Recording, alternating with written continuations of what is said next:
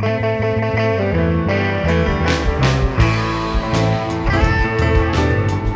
spots and cheap pups. Ladies and gentlemen, this is Silicon's the Alley, and I'm joined by Vladi. That's right, current Purple Nurple champion. Yeah, how cool is that? And with that, we dive right into the Royal Rumble picks. Vladi, the current Purple Nurple champion. There we go. And I tell you what, Vladi, you are up by 2 matches, and I have, I believe, three pay-per-views to go. I got Royal Rumble, we got Extreme Rules, and then we have Revolution. Yep. So, month and a half, we'll see if the Purple Nurple I can make a comeback, or it's going to be yet another very, very long quarter with Vladi as the Purple Nurple champion. Vladi, are you ready with your picks in this year, the 2023 Royal Rumble? Cool. So you want me to just steer it through? Well, Vladi, yes, we'll do that, Vladi. You're going to steer it through. I'll go first, just in case I didn't do mine ahead of time, because you're much better at this than I am. Oh, man. So yeah, I did know who I'm picking, however. But since I didn't send them to you, I will, Okay. So let's start with the Raw Women's Championship match. We have one of your personal favorites, Alexa Bliss, versus Bianca Belair, the champion. Do you want me to go, or do you want to go? I'll take it first. I would really, really, really desperately wanted to pick Alexa Bliss for this match. And a part of me thinks she's still going to win, but I don't think you don't have Bianca Belair part of the Women's World Championship match. Then the winner can always go, With that being said, I think Alexa Bliss actually wins this one. I'm taking Alexa Bliss to beat the EST and walk out Raw Women's Champion. This one I went back and forth with, but being honest, I picked Bianca Belair. So this is one match that we do not agree on. Very important one. I think you went with the safer bet. I like Alexa Bliss.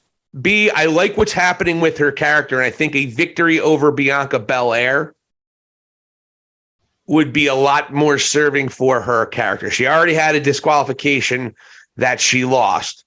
She needs to have a victory here if this character is going to build momentum. And I think that's why she gets it. I also, if there was only one women's championship, I would say no, because I think Bianca would want to be part of this. I think Alexa wins, and then Bianca wins it back at WrestleMania. But I think Alexa wins this match. So there we go. And I could see Uncle Howdy being involved and maybe causing that, and then they're just building it up from here up and until the Mania. Huh? So. Huh? You and Captain Howdy. I am Captain Howdy. I'm not Uncle Howdy. Huh? God, I love LA Knight. We didn't say that in the Raw review, but every time he touches the microphone, and we and The Undertaker and Bray Wyatt, that amazing moment, which we totally didn't talk about. Well, I'll have to splice them back. Yeah. Or do you even want to get into it? We'll just walk through it. Whatever. We do it quick. We can touch base on it quickly since you brought it up. It's all good. Yeah.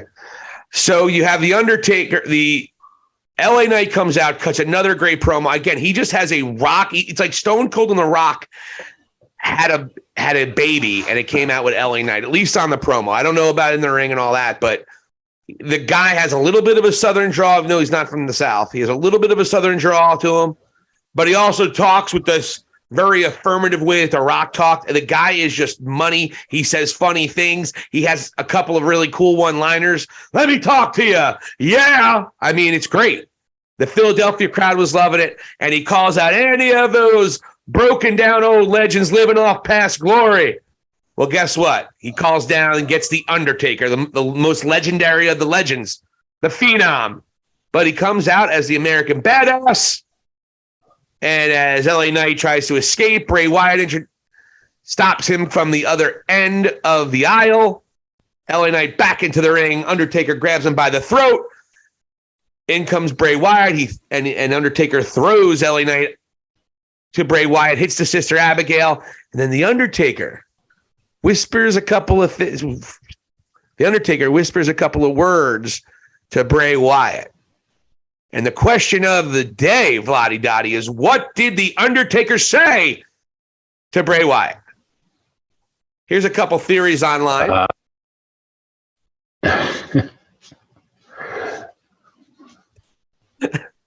How about this one? That one's the best. I don't know. Have you seen this one yet? Oh. Hey, that one's pretty good too. Oh, yeah, there we go. I really hope they're good when we actually write them. I hope they were good, folks.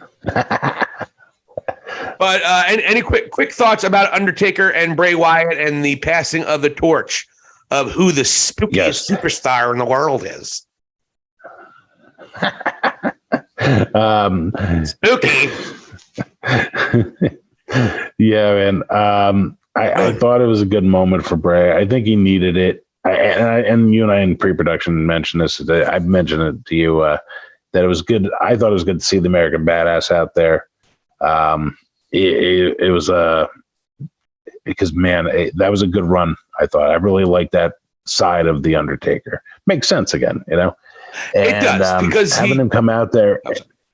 Yeah, and it just like as you mentioned earlier, like, hey, you know what? He's got it. It's a lot easier for him to do, and it's like he's not necessarily suiting up as the dead man anymore because he's doing like spoken word tours at this point, right? It doesn't necessarily go. I think he's doing one-man shows. Yeah, he's doing Undertaker one-man shows. Did you hear about this? Did you hear about this? Did you hear this? Undertaker. The Undertaker's not really dead. He's alive. He's alive, and now he's an American badass. And he rides motorcycles. I like motorcycles. Hey, what do you call it? What do you call a dog who loves convenience stores? A chihuahua.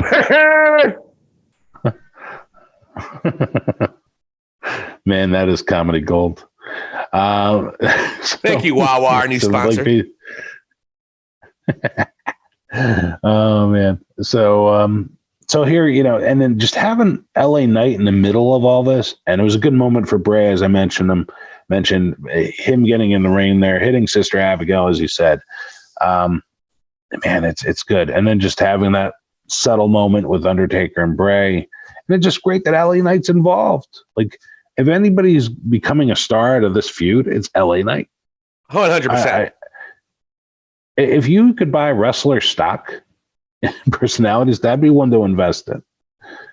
He's on the way up. 40. That's the only thing I worry about. His window of opportunity in WWE is not as big. So I don't know, because he's that old, I don't know if he'll ever be a main eventer, but God damn it, he can be. He can certainly talk his way there. And I hope he gets the opportunity. God bless LA Knight. And now we go back to our Royal Rumble picks, Vladi Dottie. So what we have here is the Pitch Black match brought to you by Mountain Dew, who just happens to be another sponsor of ours, ironically enough. And is it? So you have still in the works. So you have LA Knight versus Bray Wyatt.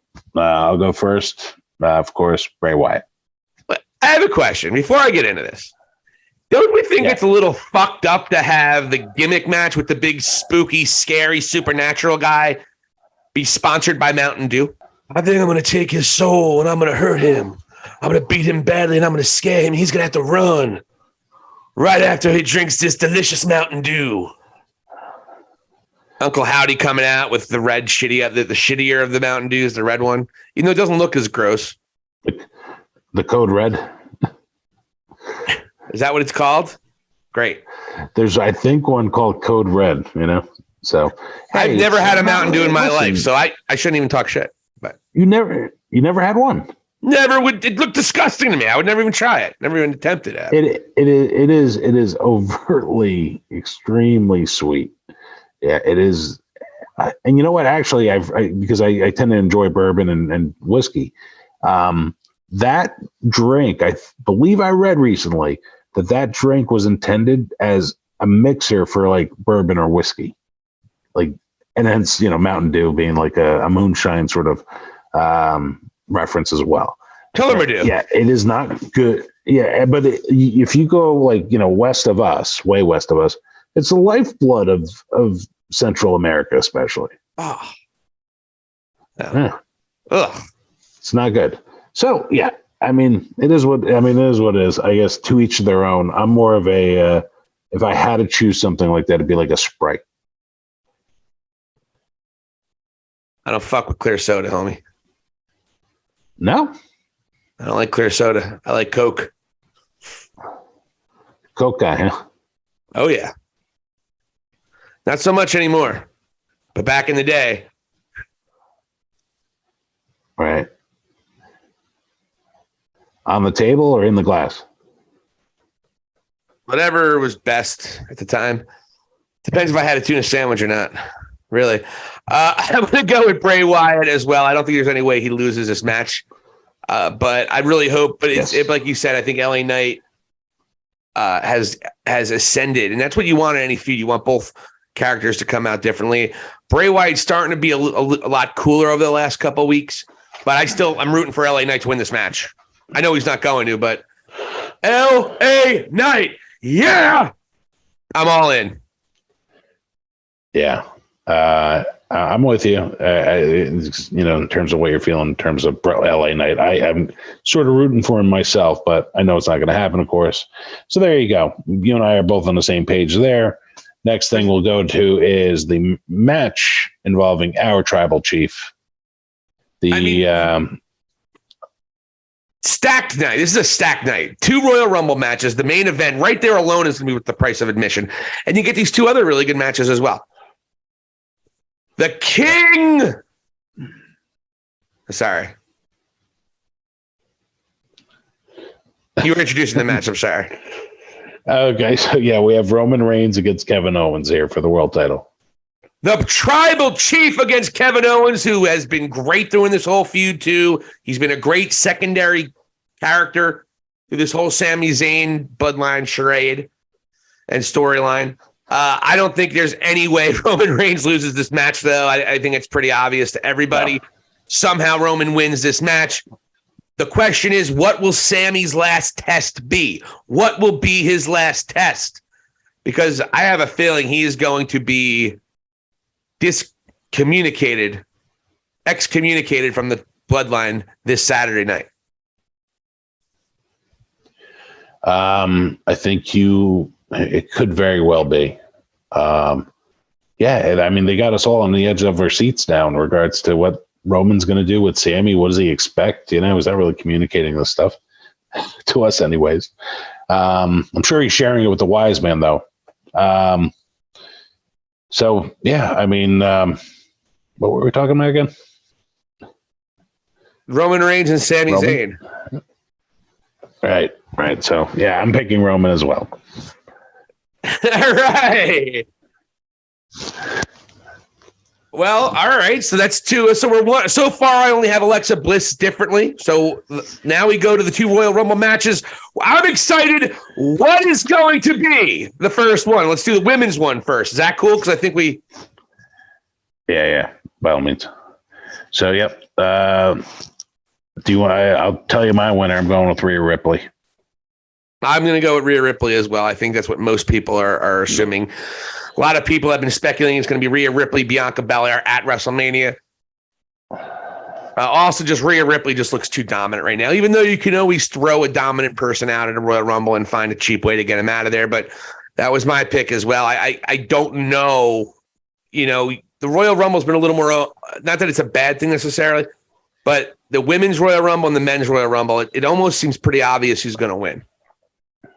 Yeah. And Rhea on the one side, you and I are both in agreement there. So, and then let's go over to the men's. Yeah. And I mean, it's Cody. Wrestling has more than one royal family.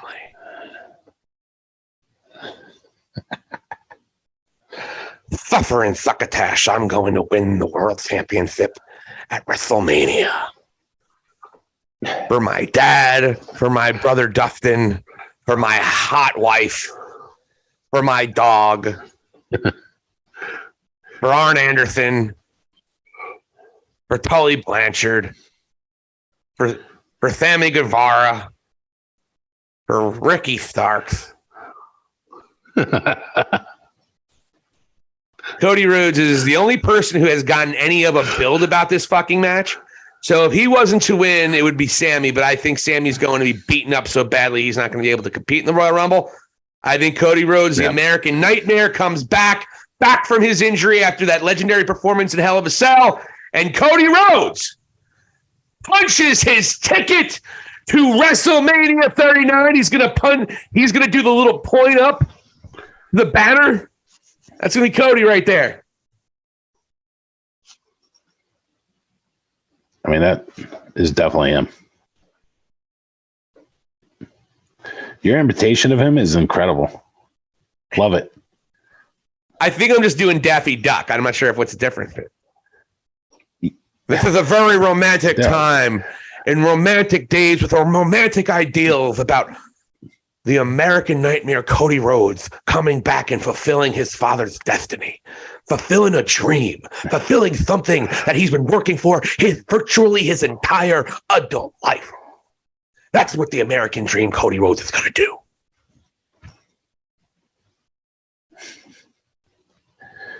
I mean, bang my hot wife. She is attractive. I love Brandy too. As I liked her character, I thought she got great heat. I know I'm in the minority, but I absolutely thought Brandy's a really talented young lady and has gotten a shit end of the stick in this business in many respects. It's the worst end of the stick to get. It is. But yeah. So hey, we're in agreement there, and it's going to be a great moment there for Cody and pro wrestling, and then the build up to him and Roman. You know, the promos are going to be something sick. new. It's fresh. Yeah. But where does Sammy come into all this? And we obviously know that Elimination Chamber is going to be in Montreal, Quebec, Canada, right in Sammy's backyard. Something big is going to happen there, and I think you picked that about a month or two ago. So it's interesting. But Vladi Dottie, the Royal Rumble is upon us. You and I are going to be watching a good portion of this event together. Perhaps we're going to do a show right afterward, or we'll do one the following night. We'll get back with reviews and, of course, talk about AEW and all things else in professional wrestling other than the WWE and the Royal Rumble. WrestleMania season is upon us, Vladi Dottie. And for the first time in years, I don't think it's going to suck a hairy ball. Yeah. Suck a what? A hairy bucket. Hairy bucket. Buckets can be hairy. And if you suck on them, it's going to be bad. I'm just going to edit it out, I think. I'll see how it plays when I edit it. But I don't know if it's going to play well. Well, I wanted to say ball sack. And you know what I thought happened? I thought something weird happened with your microphone and camera again. And I was like, it was probably just circular breathing, baby. It's all flat. That's all Mr. Valley's got going on. Silicon Steve Valley knows exactly the circular breathing. No, I don't. That's a lie. I like when you talk about HBK and you become salty Silicon Valley. Well, I don't need to talk about Shawn Michaels anymore. However, this is this is Rob Van Dam making a face like Shawn Michaels. This is literally, I had to put that picture up. Literally, I saw a shoot interview at RVD, and he literally did the cross eye when he was imitating Shawn Michaels. It was beautiful. Hey, Rob, you're actually really funny. And the funny thing is, he didn't even sound like HBK. It just sounded like Rob Van Dam trying to sound stupid.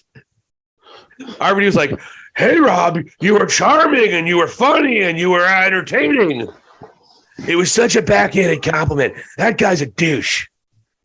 I don't think he said that last part. But, hey, RVD and Dax don't like him. That's enough for me. Bret Hart didn't like him. That's enough for me. And the only reason Bret Hart likes him now is so he can do business in the WWE and get that paycheck. There's two things I got to tell you that I noticed about the Raw 30th anniversary show. This one, I think there was multiple times they kept on showing Bret and HBK hugging. They put that moment over a couple times in the video packages. Yes. And then the other thing I noticed was that they had the shot of Vince getting hit in the head with the bedpan from Stone Cold, and they held that shot for what seemed like for eons. It was like they just held it, and it was like so much out there longer than the other ones they had edited in. I'm like, are they ribbing him or what? Like at this point. So yeah, I thought that was sort of funny too. I don't know if there was anything to that, but who knows? You never know, man. That's something that only Triple H knows.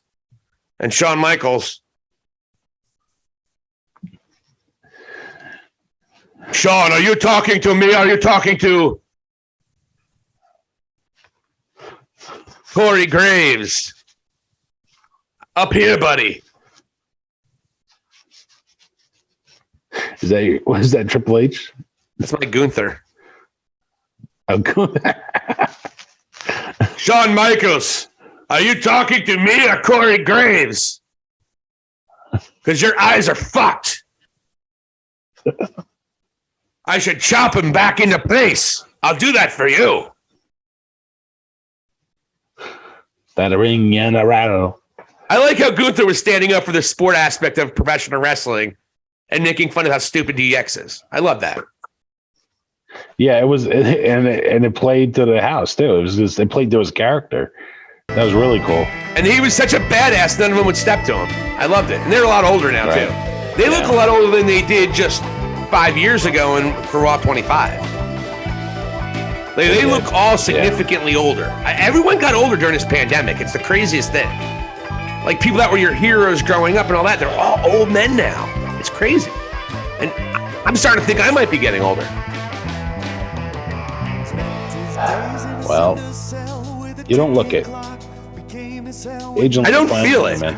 Mostly because I was hungover most of my 20s and 30s. That's why I think I don't feel it.